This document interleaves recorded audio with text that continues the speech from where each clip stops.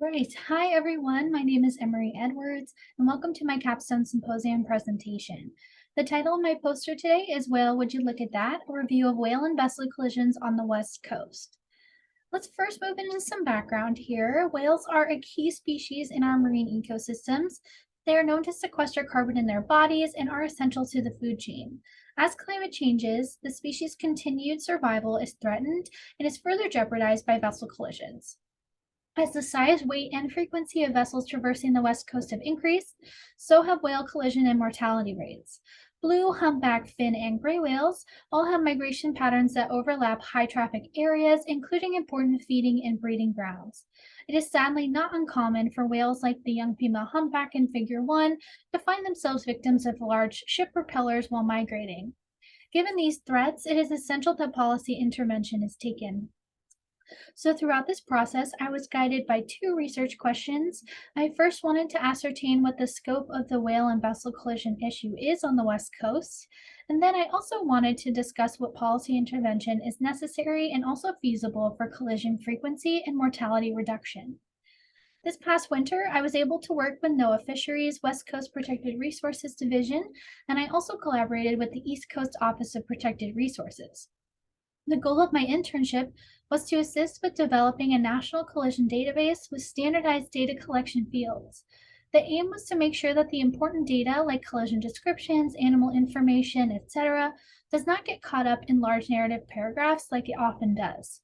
I also was tasked with characterizing the available data, which specifically required looking through narrative texts and coding the contents to new fields.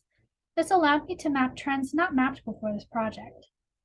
In addition to my internship tasks, I also conducted policy analysis of mandatory and voluntary vessel speed reduction programs on both the East and West Coasts.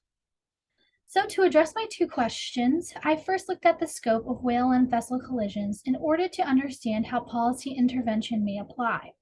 There is a general lack of information surrounding this issue. Carcass recovery rates are low. For example, gray whales are estimated to have around a 5% recovery rate. Carcasses sink or are swept out to sea by currents, but also the way that the data has historically been collected has omitted important points. Traditional forms do not ask for animal information beyond species, age, and gender, nor do they collect ship information, which is crucial for tracking. Even though there is not much that can be done to improve carcass recovery, data collection and reporting can and must be improved. As for collision rates and lethality, not all collisions are created equal. This may seem obvious to you, but the degree to which speed impacts lethality, even in small margins, is critical to understand when looking at speed reduction policy.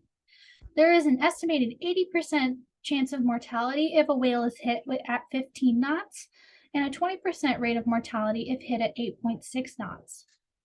With that in mind, a West Coast voluntary speed reduction program was implemented in 2007, but only 1% of ships reduced their speeds, and even then, only to 16 to 18 knots. There are massive economic disincentives to compliance with voluntary programs. Slowing cargo ships from 19 to 10 knots for 75 nautical miles adds almost 4 hours to a ship's transit time. This incurs labor costs, extended ship rental fees, etc., with no compensation for the shipping company. The 2017 Blue Whales Blue Skies voluntary speed reduction program in California also lacks these incentives. The bill itself prohibits financial incentives, and even though compliance is high at 80%, that is only within the enrolled fleet.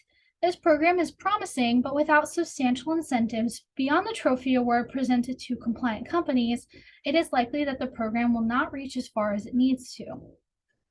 The 2008 mandatory vessel speed rule in the East Coast saw significant success in mitigating risks to the endangered North Atlantic right whale through the use of seasonal and dynamic management areas. Seasonal management areas use historical migration patterns of the species to inform when and where a speed advisory should be in effect. Dynamic management areas require slowed speeds, when 3 or more of the species are in a 75 nautical mile area. These strategies have decreased the overall amount of deaths, as well as the number of carcasses found within or near active management areas. As we can see in Figure 2, there are specific regions of the West Coast that see more collisions than others. These largely correlate with the presence of large ports like Seattle, San Francisco Bay, Long Beach, and Los Angeles. Given the regional distribution of collisions, as well as the seasonal predictability of migration patterns, the West Coast could feasibly implement the use of management areas. Much is still unknown about how whale populations are affected by collisions. Stricter speed reduction programs that are either mandatory or voluntary, with economic incentives, would improve conditions for West Coast whales. Speed reduction in seasonal or dynamic areas is an effective and necessary form of mitigation. Things might sound bad, but we are making progress. Projects like the national database that I worked on will improve data availability and quality, and more data means more information for policy.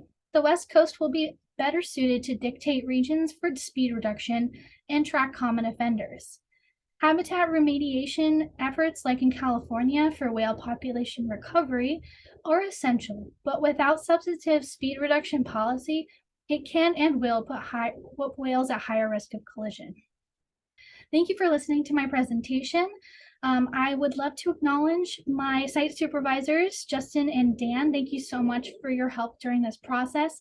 I'd love to thank my faculty advisor, Trevor Branch, for helping me with my drafts.